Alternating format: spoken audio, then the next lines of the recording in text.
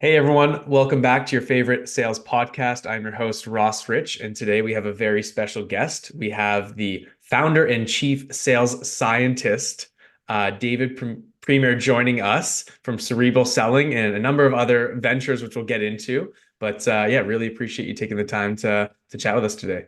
My pleasure, Ross. Yeah, great to be with you.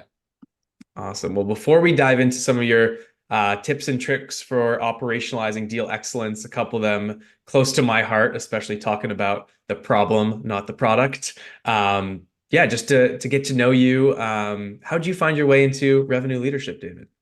By accident, like everyone else, I always say when I'm talking to salespeople and leaders, I say did anyone get into this on purpose? Because we don't teach it in school, and it's not something you can do when you grow up. So everyone gets into it by accident, and I was no different. I started my career as a research scientist, doing graduate work in engineering, and I ended up getting into sales at the turn of the dot-com boom. So in like 1999, 2000, ended up joining this little startup that was in Toronto. That was 20 of us at the time, and we grew the business to 700 people and $100 million business. And we ended up getting acquired, and I absolutely fell in love with sales and sales leadership, and spent my time across 4 high growth tech companies.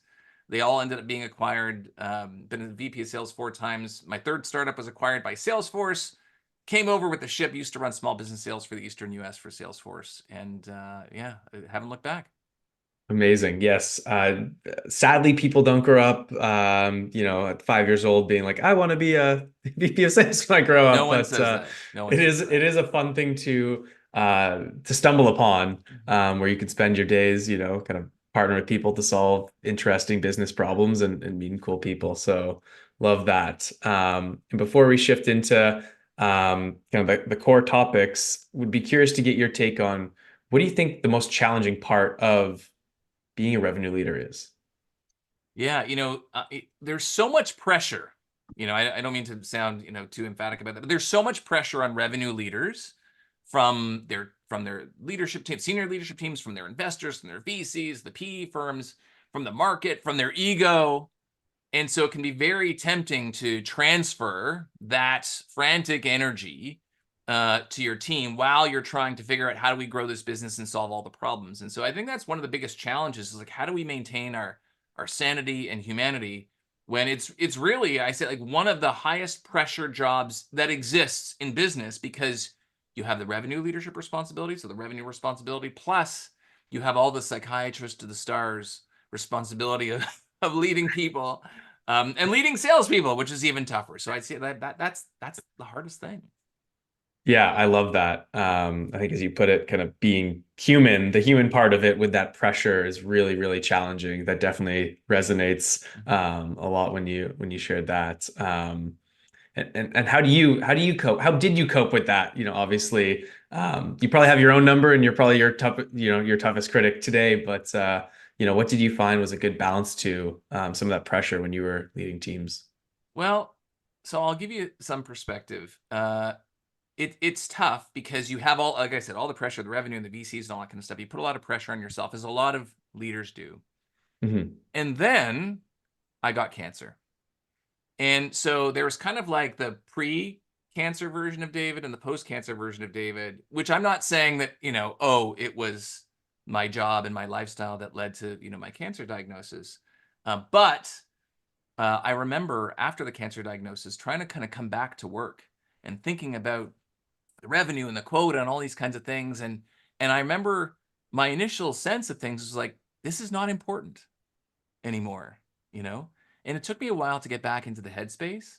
But since then, even though you're in the throes of the quota and all that kind of stuff, and it's important, taking a Hmm. step back, like I count that experience as one of my greatest blessings, because it makes you realize that there are more important things than hitting the quota. And in a way, it instills upon you a sense of calm and humanity, but like nothing else, like this isn't important.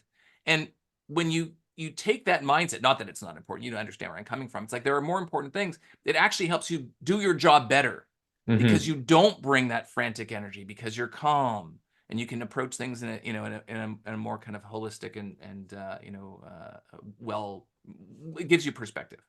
So I don't wish I'm not, I'm not suggesting you go out and get a disease to help you, but the biggest advice I could give is just kind of like pull back, take a step back for a second, and Hmm. get the perspective on the role in your life, and look at it a little bit differently, and you'll bring a lot better perspective to it. Totally. That reminds me of we had Mark Whalen on a few weeks ago, the CRO Box and Yeah, well, I know Mark longtime from Salesforce. Salesforce Yeah. leader, and he shared similar vein of like the balancing the emotions of the job is where you can execute best and be the best leader. I think that is one of the hardest things with, like you said, all the pressure of the job, of the quota, of the team as a leader. Really hard to have that emotional stability with the volatility of deals, especially if you want to win, especially if you're hyper competitive and you want to do really well. It can really impact you. So Mhm. yeah, helpful Well, reminder. I'm also, happy to give you some additional perspective, because part of the challenge is for our reps. They joined our, mostly in most cases, these like fast growing tech companies because they want the result. They want the exit. They want the quota, the commission. They want to go to Hawaii and all these things. And again, they put that pressure on themselves as well. And so to the extent that you can help give them a little bit of like perspective, like it's going to be okay. Regardless of what you do, it's going to help them perform better. And Hmm. on the topic of Salesforce, one of the things oh, and by the way, just to complete that thought, they think that when they join the company, everything should be up and to the right, because that's what life is, right? It's all up and to the right. Revenue grows, the rocket ship, it takes off. And the second they experience any turbulence or uncertainty, it's this, there's something wrong. I got to go somewhere else where like it's going to be up and to the right. And the reality is life is not up and to the right. And so, sometimes the sooner you feel that turbulence, and as a leader, if you can impart that onto your people. I remember one of my mentors, and actually a fellow he was an EVP at Salesforce. He wrote the foreword of my new book, and has been the mentor, like the best sales leader that so many people have ever had, Tony Rodoni. And I remember him telling me, he's like, look, back in the day when I rolled up to him at Salesforce, he had a team of like 600 sales reps. And he would say, David, I kind of run like a small city here. There's no one day that passes where someone doesn't get hired, someone, doesn't resign, someone has, fit about something, someone doesn't write a flaming letter to the CEO. You know what I'm saying? Like, you just have to kind of take it all in stride, because this is normal. And so to the Hmm. extent that as leaders we can normalize the experience that our reps are having, it's okay to be under pressure. It's okay to have a bad day. It's okay, like everyone misses a quarter, like, to help them execute with more perspective and calm, it can only help us. Yeah, that's a great perspective, and yeah, stepping back and thinking about those leaders who have hundreds or thousands, like there's a fire every day somewhere, Mhm. and imparting that stability I think is really really important. Um, but shifting gears from some of the more philosophical revenue leadership mindset stuff to what we like to talk about here, which is making deals happen, getting it done on the field, execution excellence. Maybe I can start with a high level overview of the three things that you shared that we want to dig into, and then we can start with number one if that sounds good. Sounds good. Let's do it. Awesome. So the three things we're going to be talking about: one, nailing the problem, not the solution or the features or the product. Number two, asking great discovery questions. I'm guessing that might be tied to number one. And then three, I'm really curious about stamping out confirmation bias and talking about the buyer experience. Mhm. So where should we kick off? Let's start with nailing the problem, not the product, because I do a lot of training, a lot of talks and sessions, for all these companies, startup conferences, and this is the number one thing that everyone struggles with. We start a company and we fall in love with like the nuts and bolts of what it is that we do. Hmm. Now we started with a problem that we were looking to solve, but we en route we get enamored with like the technology. And what's even worse is we then go out and we enable and train our sales teams to evangelize the features and functions. Like, oh, we got version 3.0 is coming out. It's going to knock your socks off. Here's what it does. And the reality is our customers don't care, because they spend a fraction of a percent of a time giving a shit about what it is that you do, right? They have their own problems. And so when we go out and we lead with products, and even features and benefits, customers immediately tune out. And that was true 10 years ago. But now, fast forward, the number of solutions in every category is Hmm. 10 times. And I'm not exaggerating. Like, I always point back to this marketing technology slide. In the marketing technology space, Yeah. in 2011, 150 vendors. In 2023, 11,000 vendors. Think about all the AI technologies and so on, even that are on the market. And when you go out to a customer and they say, Ross, Accord, what do you do? What do you say? Because the way you answer that question will have a tremendous impact on that customer's desire to lean in, Hmm. say, tell me more. What is this thing? Right. And so because they're so attuned to their own problems and challenges and talking about problems even versus gains and benefits triggers their sense of, kind of loss aversion. Oh my gosh, I'm experiencing this problem. I got to get rid of it. And we know that, for example, pharmaceutical drugs outsell vitamins by 15 to 20x every year. The problem is where we need to live, not the product. And you'd think that this would be like a simple shift that people need to make, but it's staggering how many organizations don't focus enough on leading with the problem. I totally agree, and it's an easy pit to fall into, even if you know this. I find, right? Like this is something that obviously I've gone through sales trainings, all that stuff as a seller, but even with Accord, I found that we fell into the trap of talking about the product and the features a lot, knowing this stuff. Why do you think that's the case? Even if you know the right way of doing things, why do you think it's so much easier? Again, this is something that I'm sure half of the people that you're training and talking to, and you see this problem at, know this theoretically. What is the instinct? Why do we lean into the product so much? I think two things. Number one is, as entrepreneurs, the product is our baby, and we can't help but talk about it. It's easy to train people on products because it's just, here's the features and functions, and here's how we stack up. So I feel it's easy. Uh, the second reason, which you may or may not like, so I talk about these in my first book. I refer to these as Cobra Kai tactics. If I use the term, do you not understand when I say Cobra Kai? What I'm referring? It's a Karate Kid reference. Yes. So if people were, I was born in the mid 70s. So, when There's the been a movie, reboot. the It's reboot, okay. yes, We're still relevant. it's still part of popular culture. So this idea, like, what is the Cobra Kai? The Cobra Kai is this karate school dojo that basically trains kids in the wrong way, right? They train them to compete and to be bullies and all that kind of stuff. And these kids are actually, and you see this in the original movie, but also in the new stuff, they're not bad kids. Like, you can take a good kid and arm them with like just bad news, bad information, and they go out and they kind of repeat and execute the wrong way. And I feel like there was for many years, many, many years ago, we were very product centric when there weren't that many products on the market. Like, think about, in every respect, there weren't that many products. So it did become about features and functions. And so I feel like we just haven't lost that, even though the number of products, features, like, it just absolutely skyrocketed. So I do believe that there's this element of just, we fall in love with it. It's easy to do. And like, there's this element of the Cobra Kai tactics where we just do it because that's what we've done, Mhm. forever. But the times have changed.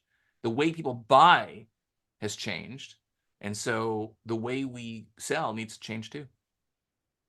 Totally. Yeah, that's helpful perspective. It also just feels like I just remember going back. I just had this like going back into trying to get my first sales job, interviewing, and someone asking me like, "Hey, how would you sell something that you're excited about?" And like I did that, and then I was so lucky that they gave me this feedback, or I wouldn't have gotten my first sales job if they didn't share that. And then 10 interviews later, I had to do the same thing and just differently. I was like, why did I lean into it? It was like, sell me. I got a new electric toothbrush that I loved at the time. They're like, sell me this thing. I'm like, I didn't go into like the problem that I had before. It just seems so innate to like talk about the how instead of the why, but it doesn't work nearly as well. But you would say, it's interesting when you talk about the electric toothbrush. You may not say, "Oh, because it vibrates at 10,000 oscillations," and like, you're not going to say that. You're going to say Yes. like, "Oh my gosh, it makes brushing my teeth like an absolute dream. Like, it's fun. It's, I like the way it works. Like, it's easy to clean. Like, so even though, and I would say, like, dovetailing into our previous conversation about like why the problem. Yeah. The problem evokes emotion. Yeah. It's a lot easier to manifest confidence and conviction, which is super important around a problem than, features and functions. It's like if I ask someone, like let's say I do this in my trainings. I ask people like, hey, what is something you love? And someone says, oh, I love, cross country skiing. I'm like, okay, great. Then I go to Ross and I'm like, Ross, do you like cross country skiing? And Ross is like, no, I've never done that in my life. Okay, Ross, I want you to talk about I want you to fake talk about why you love cross country skiing so much. And then it's funny, like when you hear people do this, they start with the features and functions. Oh, well, you got skis, there's a mountain, it's nice outside, it's great exercise. Meanwhile, if I ask the person who really was passionate about cross country skiing or Hmm. baseball or whatever it is, I would hear something like, oh, you know what?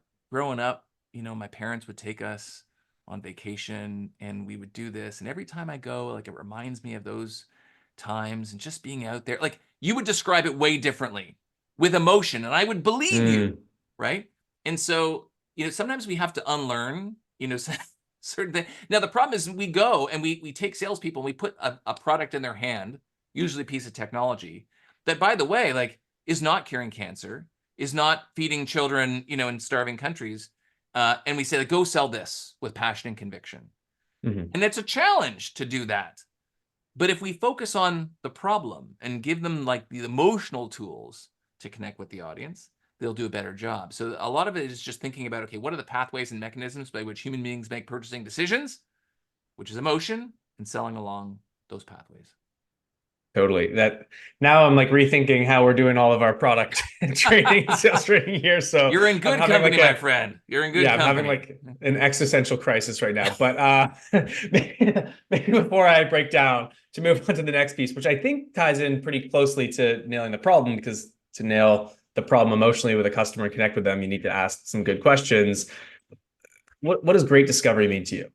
Well, it's funny. So, when you see a patient, a company who's struggling to sell things, and you say, well, what do you think the problem is? And they say, well, like we're getting out negotiated, we're competing, we're getting to the end of some sales cycles, but then we're competing on price and we always have to like discount. And like, oh, our team needs to get better at like closing. And like 99% of the time, the issue that they're experiencing lies much further upstream in the messaging and discovery phase. So discovery is a huge pinch point for many sales organizations.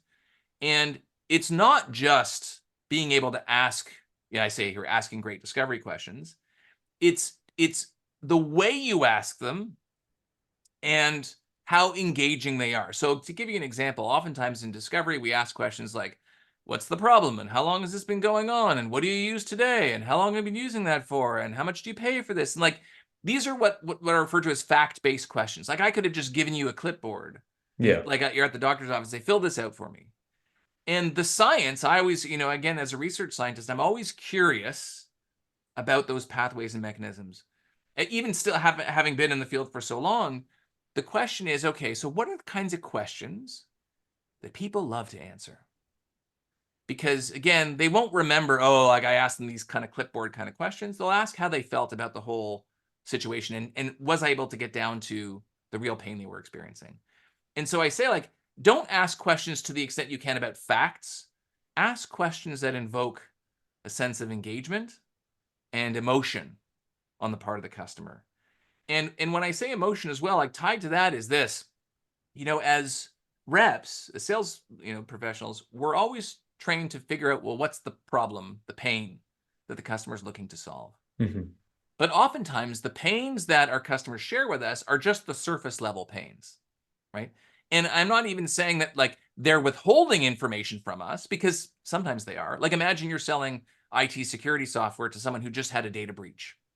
And you're saying, hey, how can I help you with IT security software? Like they're probably not going to tell you that they had a data breach. Yeah, Right? they're not leading with that. Yeah. They also may not realize that there are problems that they're experiencing that are contributing to the issue, but they're not connecting the dots. Oftentimes, the problems that we experience are unspoken, even just like what we're talking about here, like nailing the problem. If I were to ask, or even I'll give you another great example. So when I was doing small business at Salesforce, I had lots of young, enthusiastic sales reps that were fearless, in terms of making the calls, the emails, all that kind of stuff. But oftentimes, I saw this a lot with my New York City sales reps, because the New York City reps, they hustled the most, right? They were fearless, all the calls, all the emails. I would see a lot of them, they would have these, all this activity and no pipeline. Mm. And so I would be like, well, what's going on? So I would listen to their calls, because it seems like they're doing all the right things. And I would listen to their calls, and I would hear in their voice the fear. They sounded like my kids when they were younger. Sounded like, imagine like a kid coming to you and asking you for something they think you're going to say no to already. That's the way they sound. I'm like, it Yeah, no sounds like they're conviction. bothering them. Yeah, there's no Yeah. conviction. And so now when you're asking these like discovery questions, like these, these polite interrogation discovery questions, they're not engaging. The customers don't want to answer them. And you're not like tickling them with anything that's like what I refer to as like unknown, unspoken, like the deep rooted emotional reasons why they're going to buy something. And so when Hmm. I say like ask great discovery questions, it's not like, oh, you should totally ask about the pain, because that's the real trick. Part of it is like getting them to go deeper into the things that they maybe haven't thought about. But also, I refer to this as the science of self-disclosure, getting them to tell you things they don't want to tell you. It's like the data breach. It's one thing to say, oh, and one of my reps at Salesforce, who turned out to be he's still there, one of our best reps. He's grown into a leader since then. I remember asking him in an interview when we were hiring him. I said, Ross, the name wasn't Ross, but I'm going to use Ross. I said, Ross, what are some of your favorite discovery questions to ask? And he said, David, I'm happy to share some of my favorite questions, but I'll tell you, I've learned over the years, just because I have questions doesn't mean people are going to answer them. So spending as much time on that science of self-disclosure, how do you get people comfortable to open up and share their deep-rooted pains and challenges, not the clipboard stuff? That's what you need to get really good at if you want to close more business. Totally. You're reminding me of that everything is around the intentionality of what you're doing versus the words themselves, right? Like you can feel and hear what someone's, that they are open, that they are genuinely curious, that they are someone that you could share this stuff with because you respect them for, how they're showing up with you. It almost doesn't matter what those questions are in terms of the words. It matters more of your intent behind asking the questions, right? Are you there to solve the problems? Are you there to feed them some software? It's so true, and I'll tell you, and I don't mean to come back to this, but this was a lesson from my cancer journey, and actually, I talk about this in my first book, Sell the Way You Buy, where when I had cancer, I didn't tell people. I didn't want people to keep asking me, "Are you okay? Are you okay?" Like I didn't want to signal that that was a change now in my identity. I'm now the cancer version of myself, so I didn't tell anyone. I mean, obviously I told my family, my bosses, people close to me knew, but like my team, I never told my team. Hmm. Uh, but then there were people that I opened up very quickly to about it. You know, like I had old friends I haven't spoken to in years that I would run into like at Costco, and they would, like I had heard like one of their husbands passed away at young age from cancer. One a woman had breast cancer, very young woman, and I opened up very quickly. And when I started to take a step back and I said, why did I tell that person, but I didn't tell Hmm. my team? Again, examining the pathways. When I felt that that person was emotionally aligned with me, that I could help them, they would understand, that they wouldn't judge me, I was completely open and transparent. And so the question becomes, okay, how do we get our customers to engage with us with that level of candor? Because keep in mind, you're the enemy in sales. When you're in sales, no one wants to talk to you. People hate talking to you. You're the enemy. So getting people to open up is important and transformative to being able to grow your business and grow the revenue. So important. Totally. I always, yeah, you have to earn the right for that. I think people come in like, oh, if I just say these specific words, that they're going to do the thing. And it's not that, unfortunately, it's not that simple. It's both the art and the science of it and what's your intent. Um, but I think you use science as kind of a mix of both the art, traditional, both art and science, to kind of break it down a bit more to kind of the science to both be Well, the no, art piece as well. Yeah. it's true. Like art is science, Yeah. because Yeah. there is a science to your tone, your Yeah. expression. You know what I'm saying? So like it is Exactly. all science, even though we Yes. do call it art and science. I get the intent behind it for sure. Well, wrapping up that piece, I think my big takeaway there is, it's about asking great discovery questions, but like the why behind it almost more important than the specific language and diction of the words itself, right? Yeah. The how. It's, Yes. how you ask is more Yes. important than what you ask. There we go. Exactly. I love that. And the last piece that we're going to dig into is stamping out confirmation bias in the buyer experience. What does that mean to you? Yeah. So think about this. Like, and this is, real question. If you're listening out there, think about how you would answer, but I'm going to ask it to you, Ross. So if you went into a mall and you were walking around and you went into a store and someone in that store who, let's say there's a person working at the front, said, "Oh, welcome to the Gap, sir. Is there anything I can help you with today?" What do you say? I'm okay. No, No. thanks. Yeah. You say like, "Oh, I'm, All I'm good. okay." Right. Because if I say, "Well, actually, yes," then I'm giving you consent to do all your sleazy sales things to me. Like, "Oh, well, let me tell you about A, B, and C."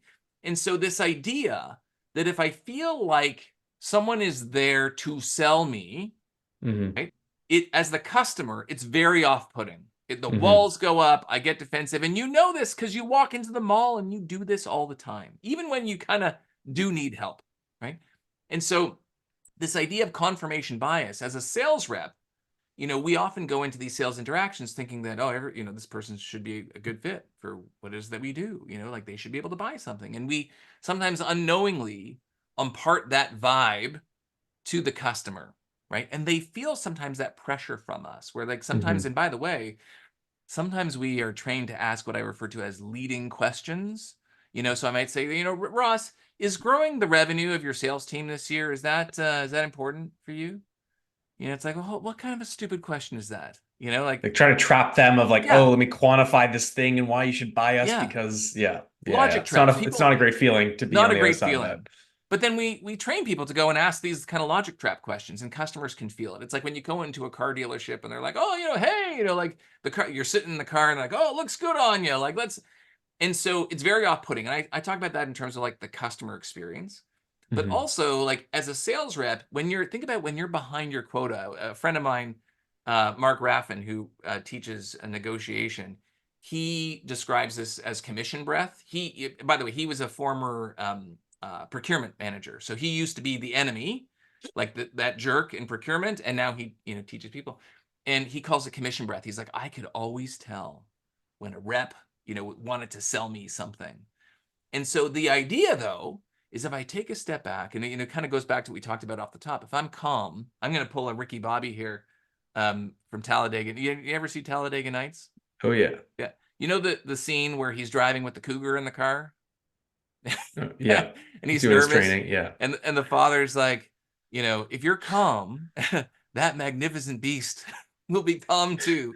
And so it's the same thing when we're engaging with our customers. If we're calm, if they don't feel the pressure from us to buy, if they feel almost like in a way like we're their best friend and we're trying to help them, but if they don't want to buy anything, like that's okay too, they're going to be a lot more open. And again, I don't want you to believe this if you're listening out there, Ross, like because I'm telling you this.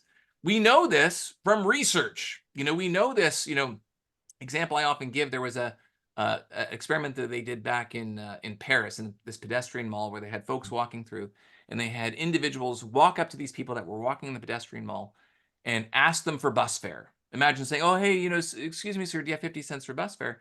And they saw how many people complied with the request. And so there's a certain element of confirmation bias. I need bus fare. You probably have some change. Can I have it? And but some people complied. Then they changed the experiment to basically append the request with a statement that indicated that the individual was free to refuse. So, for example, I say, "Excuse me, sir, do you have 50 cents for bus fare?" And if the answer is no, that's okay too. What did they find? Compliance with the request increased 400%. So the idea is simple. When we're trying to sell someone something, if we do not impart that sense of confirmation bias, that pressure that, oh, is there something I can help you find some, in the store, sir, they will be more likely to open up and tell us things. And in fact, when you go into a store, it's not like there's a person there, in a, dressed nice, ready to sell you stuff, ready to pounce. What are they doing? They're usually like folding clothes. They're usually like disposed, doing something else. And when you say, no, I'm not interested, they say, no problem. I got to go to the back and pick up some t-shirts, but I'll be back in a few minutes if you have any questions, so they're trying to play it cool. so you feel more comfortable. So it's really important to stamp out that bias. I love that. Yeah, you definitely feel more comfortable with someone who doesn't need to do that job or doesn't feel like that. It's like, oh shit, they need to sell this thing. Like I'm gonna feel like I'm gonna be like have my guard up versus just there to help. Well, I'll tell you, one of my clients, and this is rare, one of my clients on their BDR team had a guy on their team who was in his mid 50s.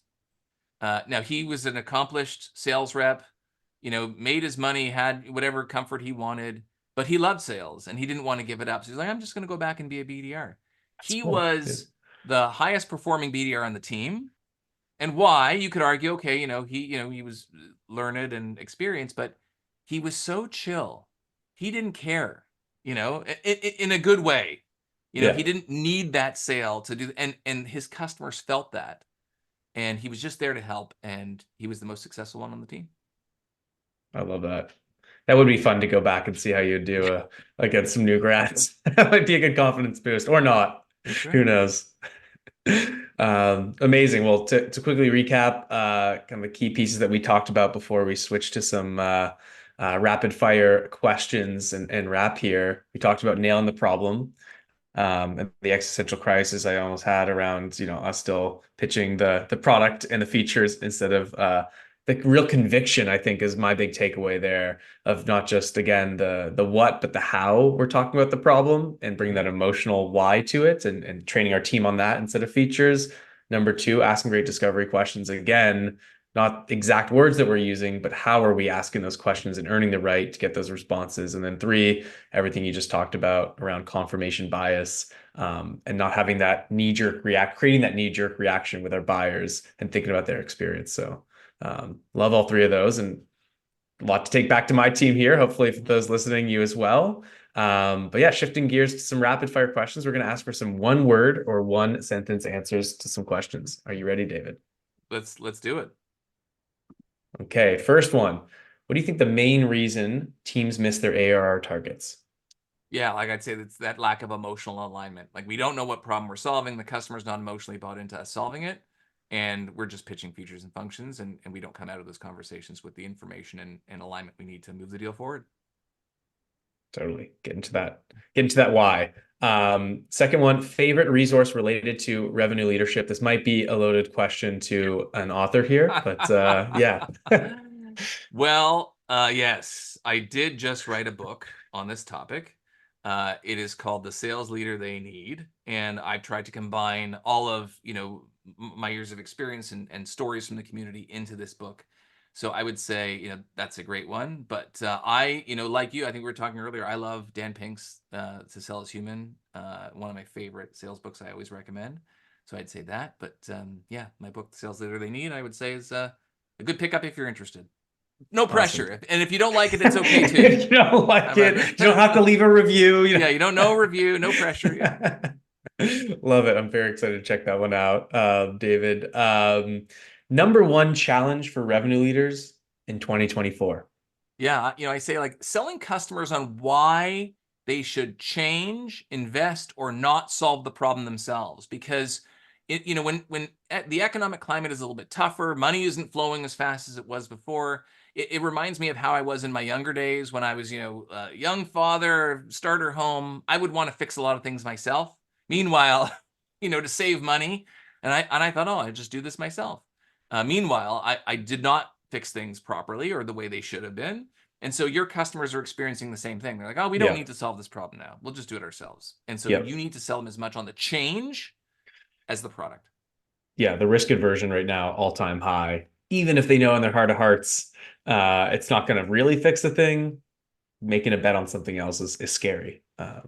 100%. Favorite segment to sell into: SMB, mid-market, enterprise. I'm SMB all day, every day. I've sold into all of these segments, but I love SMB because the pace, the deals move faster. You can get the decision maker faster. You can try out as a rep. You can try out your pitch and approach many more times versus the big enterprise deals.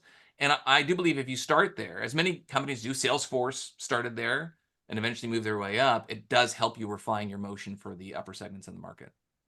Yeah, very hard to start exclusively upmarket. You don't get the number of repetitions. Totally agree. Um, to wrap things up, kind of going back to the first question, best way to unplug from the demands of revenue leadership. I was joking. I was like, when you find that, you let me know what it is. But I think it's, sometimes you have to force yourself. Like you have to Yeah. force yourself. Sometimes it's architecting your environment for focus. Sometimes it's just going on, forcing yourself to take vacation with family and friends. One of the things I say, architecting your environment for focus. People ask me all the time. They say, "How do you find time to write books in this age of distraction?" Hmm. And I said, to be honest, it's like when I was taking my kids to their weekend activities or evening activities, I would just sit in my car with my laptop, no distractions, and write the book. So, when you find a better solution, you tell me, but I think you just got to force yourself to unplug and do these things. Totally. Yes. That's what my fiance tells me all the time as well. Last one here, though, before we wrap, the road to successful leadership is paved with fill in the blank. Learning. You must keep learning. Do not fall in love with whatever it is you're doing. Love is great, but love is not good, and love is not your friend in the sales and revenue world. You have to keep learning, not just about the market, but again, all these like the pathways and mechanisms by which people buy things, which they engage. It's not a secret. Like there is a science to it. Yes. So if you just open your mind to the science and kind of get really, really curious, there's nothing you can't figure out. So that's why I say you always got to be learning. Love it. Love it. Well, great way to wrap. David, really appreciate you taking the time to share some of your lessons and thoughts as someone who's clearly very passionate about all things sales, human psychology, thinking about that buyer experience, the day-to-day life of a seller. So this was really fun. A lot of things to think about and some notes to take after this myself. But this was awesome and really excited to check out your new book soon. My pleasure, Ross. Yeah, thanks for having me. It's great to be with you. Awesome. Well, have a great one. And we're a wrap. Awesome. What? That 40 minutes flew by. It always does.